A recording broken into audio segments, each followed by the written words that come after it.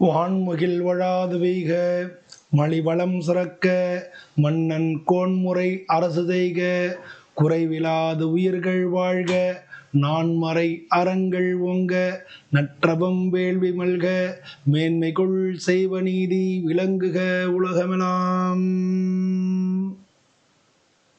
அன்பு நண்பர்களே, நம்ம எல்லாருக்குமே ஒரு விதமான எதிர்பார்ப்புகள் இருக்கும். ஒரு புது வருஷம் தொடங்குறது அப்படின்னா நம்ம சேனலில் நான் முதல்ல சொல்லிடுறேன், நம்ம சேனலில் நிறையா நாள் நம்ம வீடியோ போடாமல் இருந்ததுக்கு என்னுடைய பர்சனல் காரணங்கள் இருந்தது. என்ன காரணம் சொன்னாலும் என்னை நம்பி சப்ஸ்கிரைபராக சேர்ந்த அனைவருக்கும் நான் சரியான முறையில் தான் போட்டிருக்கணும். அது என்னுடைய தவறு தான். அதுக்காக முதல்ல உங்கள் எல்லாட்டையும் மன்னிப்பு கேட்டுக்கிறேன். இப்போ நம்ம இந்த வருஷம் 2026 ஒவ்வொரு ராசிக்கும் எப்படி இருக்கு அப்படின்னு பார்க்க போகிறோம். பொதுவாக எல்லாருக்கும் ஒரு எதிர்பார்ப்பு இருக்கும். ஒரு வருஷம் தொடங்குறதுனா இந்த வருஷத்தில் இதெல்லாம் பண்ணிடணும் அப்படின்ற மாதிரி ஒரு எண்ணம் இருக்கும். இந்த வருஷத்தில் நம்ம பிஸ்னஸ் ஆரம்பிச்சிடணும், இல்லை இந்த வருஷத்தில் நம்ம வேலையில் இப்படி ப்ரமோஷன் வந்துடும், இல்லை இந்த வருஷம் இந்த மாதிரி படிப்புகள் படிக்கணும், இல்லை இந்த வருஷத்தில் எப்படி நம்ம இந்த மாதிரி வெளிநாடு வேலை தேடி போயிடணும், எப்படின்னு எல்லாருக்குமே இந்த ஒரு வருஷம் ஆரம்பிக்கும் போது அந்த வருஷத்தில் எந்தெந்த மாதிரி நமக்கு நடக்கிறது அப்படின்றத நம்ம தெரிஞ்சுக்கிறதுக்கும் நடக்கணும்னு நம்ம எல்லாரும் நினைக்கிறதுக்கும் நிறையா வாய்ப்புகள். நான் வாய்ப்பு இல்லை, எல்லாருமே அப்படிதான் நம்ம நினைப்போம் இல்லையா? அப்போ எல்லாருக்கும் அவங்களுடைய எண்ணங்கள் எல்லாம் ஈடேறி இந்த வருஷம் மிக நல்ல வருஷமா இருக்குன்னு சொல்லி முதல்ல நான் தினமும் வணங்கக்கூடிய அமிர்தநாயகி அம்பிகா சமேத நாகநாத சுவாமியை மனசார பிரார்த்தனை பண்ணிக்கிறேன் உங்க எல்லாரும் சார்பாகவும். இப்போ இந்த பதிவில் நம்ம 2026 நம்ம ஜோதிடப்பதி ஒவ்வொரு ராசிக்கும் எப்படி இருக்கு அப்படின்றத நம்ம பார்க்க போறோம். ஸோ இந்த மாதிரி நம்ம ஒவ்வொரு ராசிக்கும் இந்த வருஷத்துல எந்தெந்த மாதிரி நடக்கிறதுக்கெல்லாம் வாய்ப்பு இருக்கு அப்படின்னு சொல்லி கூட நான் சொல்றேன். ஜோதிடம் இருந்தா கூட தெய்வத்தால் ஆகாதனும் நமக்களுடைய முயற்சி தான் வெற்றி தரும் அப்படின்னு சொல்லி திருக்குறளே சொல்லியிருக்கு. தெய்வத்தால் ஆகாத முயற்சி தன் மெய்வர்த்த கூலி தரும் அப்படின்னு சொல்லி நம்ம ஒரு விஷயத்த திரும்ப திரும்ப வேண்டி அதை திரும்ப திரும்ப அந்த கோயில் இருக்கோ அது மாதிரி தியானங்களோ இப்படி பண்ணி திரும்ப திரும்ப வேண்டும் பொழுது அந்த எண்ணத்தினுடைய வலிமை அந்த காரியத்துல அவங்களை ஜெயிக்கிறதுக்கு எல்லா விதத்துலையும் காரணமா இருக்கு. அதனால நீங்க முதல்ல உங்களை நம்புங்க. அது மாதிரி உங்கள்கிட்ட வேண்டுதல்களை நல்ல முழுமையா வைங்க. அப்படி இருக்கும் பொழுது உங்களுடைய ஆன்ம சக்தி இறை சக்தியோட சேர்ந்து அந்த காரியங்கள்லாம் உங்களுக்கு ஜெயிச்சு கொடுக்கும். வாங்க நம்ம வீடியோக்குள்ள போய் பார்க்கலாம். அன்புள்ளம் கொண்ட துலா ராசி அன்பர்கள் அனைவருக்கும் எனது பணிவான வணக்கங்கள். துலா ராசின்றது காலபுருஷ தத்துவத்துல 7வது வீடா இருக்கு. இந்த ராசிக்கு அதிபதி யாருன்னா சுக்கிரன். இந்த ராசியில் இருக்கக்கூடிய நட்சத்திரங்கள் அவ்வளவு சித்திரை 3-4 பாதங்கள், சுவாதி நட்சத்திரம், விசாகம் 1-2-3 பாதங்கள், இதெல்லாம் இந்த ராசியில இருக்கு. ஸோ இந்த துலா ராசியை பொறுத்தளவுல பார்த்தீங்கன்னா 2001 நம்ம சொல்ல போனால் ஒரு 3-4 வருஷமாவே பல பிரச்சனைகள் இருந்திருக்கு. இன்னும் சொல்ல போனால் 2024 எல்லாம் கொஞ்சம் ஓரளவு தேவையில்லை தான். 24 பாதிக்கு மேலே 2025 ஏப்ரல் வரைக்கும் நல்லா இருந்திருக்கும். 2025 ஏப்ரலுக்கு மேலே நிறைய பிரச்சனைகளை அவங்க சந்திச்சிருப்பாங்க. பல பேருக்கு கோர்ட்டு கேஸு வம்பு வழக்கு இதெல்லாம் சந்திச்சிருக்கிறதுக்கான வாய்ப்புகள் மிக மிக அதிகமாக இருக்கு. ஒரு சில பேருக்கு வேலை இழப்புகள், ஒரு சில பேருக்கு வேலை மாற்றங்கள், இதெல்லாம் அவங்க நினைச்ச மாதிரி நடக்காம இருக்கும். தொழில் ஆரம்பிக்கிறது அது மாதிரியான விஷயங்கள்லையும் தள்ளி போயிட்டே இருக்கும். இதுதான் உங்களுக்கு 2025 வரைக்கும் நடந்தது. இப்போ 2026 எப்படி நடக்கும் அப்படிங்கிறத பார்க்க போறோம். ஸோ பொதுவாக துலா ராசிக்காரங்க எதையுமே எடை போட்டு செய்யக்கூடிய அந்த ராசிக்கு சிம்பிளே பார்த்தீங்கன்னா தராசு தான். ஸோ எதையுமே ஒரு தரத்துக்கு 2 தரம் அவங்க யோசிச்சு ஆலோசனை பண்ணி செய்யக்கூடியவங்க. அவங்க அவசரப்படும் போது அந்த காரியத்தில் அதுக்கான விளைவுகளையும் அவங்க அனுபவிப்பாங்க. அதனால அவசரப்படாமல் நிதானமாக பண்ணுறது இவங்களுடைய இயல்பான குணம். அது மாதிரியே அவங்க பண்ணுறது நல்லது. பொதுவாக ஒரு மற்றவங்கள்ட்ட ஆலோசனை கேட்டாலும் இறுதி முடிவு இவங்க எடுக்கிறதே தான் இவங்களுக்கு நல்லது. ஸோ அந்த மாதிரி பல பிரச்சனைகள் இவங்க பார்க்கலாம். அது இந்த துலா ராசிக்காரங்களுக்கு சொத்து சம்பந்தமான விஷயங்கள் எல்லாத்துலேயுமே பிரச்சனை ஆகி அவங்களுக்கு பாசிட்டிவாக நடக்கிறதுக்கு உண்டான காலகட்டங்கள் இருக்கு. நான் சொல்கிறேன், நமக்கு ஒரு ஒரு நண்பர், அவர் இங்கே தான் நம்ம ஊர் பக்கத்தில், அவர் மாதிரி தான் ஒரு சொத்து விற்றாரு. அந்த வித்த இடத்துல பிரச்சனை, அதுக்கு வந்து ஒரே டாக்குமெண்ட், ஒரே ப்ராப்ளம். நீ அந்த 5/12 வரைக்கும் இருக்கும் அப்படின்னு சொல்லியிருந்தேன். இன்னைக்கு 10ஆம் தேதி. கரெக்ட்டா வந்து ஆமாம் சார் போன வாரம் தான் முடிஞ்சுது அப்படின்னு சொன்னாரு. அவர திரும்ப சந்திக்கும்போது நான் கேட்டேன். ஏற்கனவே அவர்ட்ட நான் சொல்லியிருந்தேன் 5/12 வரைக்கும் இருக்குன்னு சொல்லி. அத நம்ம குறிச்சு வச்சு ஏன்னா நம்ம வந்து நம்ம நம்ம சொல்றோம் இல்லையா? அது நடக்குதா அப்படிங்கிறது நம்ம வந்து ஃபீட்பேக் மாரி நம்ம அத பண்ணிட்டே இருந்தோம்னா தான் நம்ம வந்து ஜோதிடம் சம்பந்தமான அந்த மாரி ஆலோசனை வழங்கும்போது நமக்கு திருத்திக்க முடியும். ஏதாவது தவறா இருந்ததுன்னா கூட நம்ம திருத்திக்க முடியும்.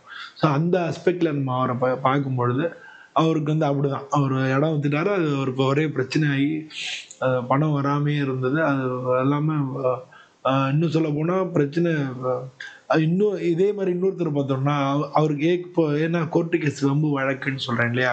போலீஸ் ஸ்டேஷன், கோர்ட்டு கேஸ் வம்பு வழக்குன்னு. அவரு பார்த்தீங்கன்னா, வெளிநாட்டுக்கு ஆள் அனுப்பிச்சுட்டு இருக்காங்க. அதுல பிரச்சனை. பிரச்சனையாகி ஒரு பேரே கெட்டு ஆகுற அளவுக்கு போயி வந்து, இவரே வந்து எல்லாத்தையும் காம்ப்ரமைஸ் பண்றதுக்கு முயற்சி பண்ணும்போதெல்லாம் வராதவங்க, கடைசியா பார்த்தீங்கன்னா, இந்த 5/12 போன வாரம் வந்து இதே மாரி அதுவும் பார்த்துங்க. அவங்க வந்து அவங்களே வந்து அந்த பிரச்சனைக்கு உரியவங்களே வந்து சமாதானம் பண்ற மாரியான ஒரு சூழ்நிலைகள நம்ம பார்க்க முடியாது. ஏன்னா, இவங்களுக்கு இதெல்லாம் நடந்திருக்கும். துலா ராசி அன்பர்களுக்கு அப்படிங்கிறத நம்ம சொல்றோம். ஸோ அதெல்லாம் வந்து வந்து பிரச்சனை வந்து தீர்ந்துரும். பாசிட்டிவா தீர்ந்துரும். ஸோ அத பத்தி ஒண்ணும் கவலைப்பட வேண்டிய அவசியம் இல்ல. 2025 நான் சொன்னேன். 2026 இந்த 2026ல உங்களுக்கு எப்படி இருக்கு அப்படிங்கிறத இந்த பதிவுல பார்க்க போறோம். இந்த 2026 வந்து நம்ம என்ன பண்ண போறோம்னா, ஜனவரி, பிப்ரவரி, மார்ச், ஏப்ரல் இது ஒரு செக்மெண்ட் ஆகும். மே, ஜூன், ஜூலை, ஆகஸ்ட் இது 2வது செக்மெண்ட் ஆகும். செப்டம்பர், அக்டோபர், நவம்பர், டிசம்பர் இது 3வது செக்மெண்ட்டாவும் நம்ம பார்க்க போறோம். அப்பதான் வந்து எந்த காலகட்டத்தில நம்ம எத செஞ்சுக்கலாம்னு சொல்லி ஒரு வருஷத்துக்கு உண்டான பலன் பார்க்கும்பொழுது கொஞ்சம் ஈஸியா அண்டர்ஸ்டாண்டிங்கா இருக்கும் அப்படிங்கிறதுக்காக இப்படி நம்ம சொல்றோம். முதல்ல வந்து பார்த்தீங்கன்னா, இவங்களுக்கு பிப்ரவரி வரைக்கும் குரு பகவான் வக்ரமா இருக்காரு. குரு பார்வை இருக்குனாலும் குரு பகவான் வக்ரமா இருக்கிறதுனால, குரு பகவானுடைய அசைவுகள்னால தான், அவருடைய நகர்தல்னால தான் இந்த வருஷத்துல இவ்வளவு பிரச்சனைகள் அவங்க சந்திச்சாங்க. இதுக்கு முன்னாலேயே அவங்க பிரச்சனை செஞ்சதுக்கு அதான் காரணம். அந்த குரு பகவான் வந்து இந்த வருஷத்துல பார்த்தோம்னா பிப்ரவரி வந்து வக்ர நிவர்த்தி அடைகிறார். ஸோ பிப்ரவரிக்கு மேல இவங்களுக்கு நல்லா இருக்கும். குரு பார்வை வந்துடுது. ஏன்னா குரு வந்து 6ஆம் இடத்துக்கு 3ஆம் இடத்துக்கு அதிபதியா இருக்கிறதுனால குரு பார்வை வந்துடுது, நல்லபடியா நடக்கும். இவங்களுக்கு வந்து 10ஆம் இடத்துக்கு தொழில் ஸ்தானாதிபதி சந்திரன். ஸோ சந்திரன் வந்து ஒரு வேகமா நகரக்கூடிய ஒரு கிரகம்ன்றதுனால இவங்க சூழ்நிலைகள் எல்லாமே டக்கு டக்குன்னு வந்துட்டே இருக்கும். அது மாதிரி வேகமான விஷயங்கள்ல அவங்க பண்றது இல்லாட்டினா நிலம் சம்பந்தப்பட்டது, விவசாயம் சம்பந்தப்பட்டது, நீர் சம்பந்தப்பட்டது, இல்ல கன்ஸ்ட்ரக்ஷன் பில்டிங் அது சம்பந்தப்பட்டது, இந்த மாதிரியான விஷயங்கள்ல இவங்க ஈடுபட்டாங்கன்னா ரொம்ப ரொம்ப நல்லது. பொதுவாக வந்து இந்த ஜாதகத்துல உள்ள சுவாதி நட்சத்திரங்க வந்து அவங்க வாழ்க்கையில வந்து பல பிரச்சனைகள் சந்திச்சு வந்திருப்பாங்க. அவங்க வந்து இது மாதிரி எல்லாம் அவங்க பண்ணிட்டாங்கன்னா நல்லது. சித்திரை நட்சத்திரக்காரங்களுக்கும் 2, 7ஆம் வீட்டுக்கு அதிபதி செவ்வாய் அப்படிங்கிறதுனால நீங்க வந்து சித்திரை நட்சத்திரமா இருந்தா கூட அவங்க நிலம், இடம், மனை, வீடு, வாகனம் இந்த மாதிரியான விஷயங்கள் அவங்க ஈடுபட்டாங்கன்னா அவங்களுக்கும் வாழ்க்கையில வெற்றிகள் கிடைக்கிறதுக்கு உண்டான சான்சஸ் தான் மிக மிக அதிகமா இருக்கு. ஸோ இந்த மாதிரி வந்து அவங்களுடைய வாழ்க்கை பாதைகளை நம்ம அப்படி வச்சுக்கும் போது அவங்களுக்கு நல்லா இருக்கும். முதல் ஒரு 4 மாசத்துல பார்த்தோம்னா குரு பகவான் வந்து உங்களுடைய பார்வை வர்றதுனால பொருளாதார ரீதியா நிறைய லாக் ஆயிருப்பாங்க. அதுல இருந்து அவங்க ரிலீவ் ஆகிறதுக்கான வாய்ப்புகள் எல்லாமே பிப்ரவரியிலேருந்து ஸ்டார்ட் ஆகும். பிப்ரவரியிலேருந்து அவர் தொழில் ஸ்தானத்துக்கு 9ஆம் இடத்துல இருக்காரு. பிப்ரவரிலேருந்து மே மாதம் வரைக்கும் அங்கே தான் இருக்காரு. ஸோ மே மாதம் வரைக்கும் உங்களுக்கு ரொம்ப ரொம்ப நல்ல ஒரு காலகட்டமாக இருக்குது. பொருளாதார ரீதியாகவே இவங்களுக்கு நல்லா இருக்கும். ஏன்னா மே மாதமெல்லாம் செவ்வாய் வந்து மீனம், மேஷம் வந்துடுறார். 5ஆம் மாதம்லாம் மேஷ ராசிக்கு வந்துடும். ஸோ அதனால அப்போ வந்து பார்ட்னர்ஷிப் கிடைக்கிறது, தொழிலில் நல்ல முன்னேற்றங்கள் ஏற்படுறது, இதெல்லாம் வந்து ஏற்படக்கூடிய ஒரு காலகட்டமாக இருக்கும். பிப்ரவரிக்கு மேலே வந்து உங்களுக்கு எல்லாமே கொஞ்சம் கிளியர் ஆகிறதுக்கு உண்டான வாய்ப்புகள் தான் மிக மிக அதிகமாக இருக்குது. இவங்களுக்கு பார்த்தீங்கன்னா 9வது வீட்டுக்கு அதிபதி புதன் பகவான் அவரும் பார்த்தீங்கன்னா 5வது மாதத்துக்கு மேலே வந்து என்ன பண்ண மிதுன ராசிக்கு 9க்கு வந்துடுறாரு. அப்போ வந்து 5வது மாதம் வந்து அவர் 9ல் இருக்காரு. குரு பகவான் வந்து 6வது மாதம் வந்து 10ஆம் இடத்துக்கு வந்துடுறாரு. உச்ச குரு வந்துடுறாரு. ஸோ தொழில் ஸ்தானத்தில் குரு பகவான் உச்சமாகறதுனால பெஸ்ட்டான பீரியடாக இருக்கும். தொழில் ரீதியான மாற்றங்கள் நிறையா இருக்கும். அவங்களுக்கு நல்ல பாசிட்டிவான மாற்றங்களாக இருக்கும். ஏன்னா அது சந்திரனுடைய வீடு. இவங்களுக்கு தொழில் ஸ்தானம் அது. அந்த வீட்டை தான் குரு பகவான் வச்சோம். அந்த வீட்டில் அந்த குருபகவான் வந்து உட்காரும் பொழுது இவங்களுக்கு பலவிதமான வாய்ப்புகள் முன்னேற்றத்தில் நல்லா கொண்டு கொடுக்கறதுக்கான சான்சஸ் தான் அதிகமாக இருக்குது. அதனால் தொழில் ரீதியான முன்னேற்றங்கள் அபரிமிதமாக இருக்கக்கூடிய சான்சஸ் எப்போ வருதுன்னா 6ஆம் மாதத்துக்கு மேலே இருக்குது. 6ஆம் மாதத்துக்கு மேலே பார்த்தீங்கன்னா இன்னும் வந்து பெஸ்ட்டாக இருக்குது. என்னென்னா இந்த 2026 வந்து துலா ராசிக்காரங்களுக்கு ஒரு பெஸ்ட்டான இயர் அப்படின்னு நம்ம சொல்ல முடியும். முதல்ல பிப்ரவரி மாதம் வரைக்கும் தான் உங்களுக்கு ஒரு மாதிரி இருக்கும். பிப்ரவரிக்கு மேலே பார்த்தீங்கன்னா அவங்களுக்கு ஒரு பெஸ்ட்டான மாதம் அப்படின்றத சொல்ல முடியும். 10ஆம் இடத்துல இருக்கக்கூடிய குரு பகவான் வந்து 10வது மாதம், அடுத்த வருஷம் 10வது மாதம் வந்து அவர் அதிசாரமாக சிம்ம ராசிக்கு வர்றார். ஸோ இது வந்து உங்களுக்கு என்னென்னா அவர் லாபஸ்தானத்துக்கு வர்றதுனால நான் சொன்ன மாதிரி மே, ஜூன், ஜூலை, ஆகஸ்ட்டில் வந்து உங்களுக்கு குரு 10ல் இருந்து உச்ச குருவாக இருந்து பல நலன்களை வழங்க போகிறார். தொழில் ரீதியான மாற்றங்களை, வெளிநாடு போகிறதுக்கு, துலாரத்துக்கு நிறைய பேர் வெளிநாட்டில் போய் வெளிநாட்டில் பிஸ்னஸ் பண்ணுறது, வெளிநாட்டில் கம்பெனி ஆரம்பிக்கிறது, இல்லை வெளிநாட்டில் ஒரு நல்ல இடத்துல நல்ல பொசிஷனில் போய் ஒரு உயர் பதவியில் போய் அமர்றது, இது மாதிரி எல்லா விதமான பாசிட்டிவான விஷயங்கள், வெளிநாடு சம்பந்தப்பட்ட விஷயங்களை இவங்களுக்கு பாசிட்டிவாக நடக்கும் இந்த காலகட்டங்களில். இதுக்கு அடுத்து வரக்கூடிய காலகட்டங்கள் அப்படின்னோம்னா செப்டம்பர், அக்டோபர், நவம்பர், டிசம்பரில் வந்து இந்த மாதிரி பாசிட்டிவான விஷயங்கள் வந்து அக்டோபர் வரைக்கும் நடக்கும். அக்டோபர் மாதத்துலேருந்து நடக்காமல் இன்னும் நல்லபடியாக நடக்கும். என்னென்னா லாபஸ்தானத்துக்கு வந்து அதே குரு அதிசாரமாக. ஸோ அது வந்து இப்படி போயிட்டு இப்படி வராமல் இருந்தான்னு வச்சுங்களேன். வாசலில் ஒருத்தர் போயிட்டு வராமல் இருந்தால் கூட அவர் போயிட்டு வர்றதுன்றது ஒரு நிகழ்வு தானே. ஸோ அந்த நிகழ்வில் வந்து லாபஸ்தானத்துக்கு வர்றதுனால அப்பையும் வந்து இவருக்கு நல்ல ஒரு காலகட்டமாக தான் இருக்குது. அந்த காலகட்டம் 10ஆம் மாதத்துலேருந்து இந்த வருஷம் முடிய வரைக்குமே அப்படி தான் இருக்காங்க. ஸோ இவங்களுக்கு வந்து ஒரு பெஸ்ட்டான வருஷமாக இந்த 2027 இருக்க போகிறது அப்படிங்கிறத உறுதியாக சொல்ல முடியும்.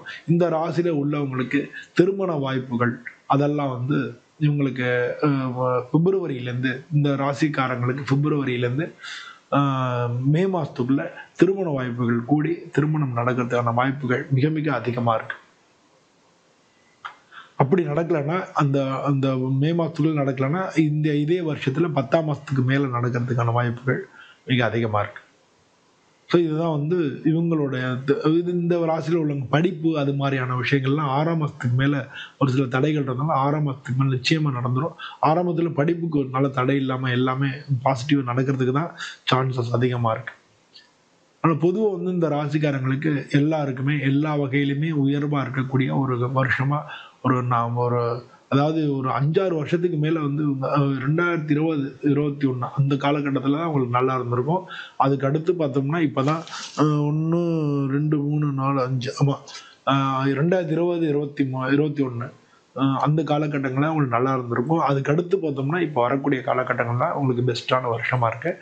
அதனால் வந்து இந்த வருஷத்தை நீங்கள் நல்லபடியாக யூஸ் பண்ணி வாழ்க்கையில் எல்லா வகையிலையும் முன்னேறணும்னு சொல்லி நானும் சுவாமியை பிரார்த்தனை பண்ணிக்கிறேன். பொதுவாக வந்து இந்த ராசிக்கு அதிபதி வந்து சுக்கிரன்றதுனால நீங்கள் வெள்ளிக்கிழமை வீட்டில் மாலை நேரத்தில் 2 குத்து விளக்கு வச்சு 2 குத்து விளக்கு 5 முகம் ஏற்றி உட்காந்து ஒரு லட்சுமியை பூ போட்டு உட்காந்து ஒரு நிமிஷம் தியானம் பண்ணி எல்லாத்தையும் பண்ணிக்கிட்டே வந்தீங்கனாலே ஒவ்வொரு வெள்ளிக்கிழமையும் நீங்கள் ஈவினிங் ஹவர்ஸில் இதை வீட்டிலே உட்காந்து நீங்கள் பண்ணிக்கிட்டே வந்தீங்கனாலே உங்கள் வீட்டில் லட்சுமி கடாட்சம் இருக்கும். வாழ்க்கையில் சுபிக்ஷங்கள் நல்லபடியாக நடக்கும். வாழ்க்கையில் உங்கள் முன்னேற்றங்களை யாராலும் தடுக்க முடியாது. துளாராசி அன்பர்கள் அனைவருக்கும் எனது பணிவான வணக்கங்கள். இந்த வருஷம் நல்லபடியாக இருக்கு நானும் சும்மையாக பிரார்த்தனை பண்ணிக்கிறேன். நம்ம சேனலை பாமணி ஜோதிடம் சேனலை வந்து லைக் பண்ணுங்கள், ஷேர் பண்ணுங்கள், சப்ஸ்கிரைப் பண்ணுங்கள். மீண்டும் இது மாதிரி ஒரு வீடியோவில் உங்களை சந்திக்கிறேன். அனைவருக்கும் நன்றி, வணக்கம்.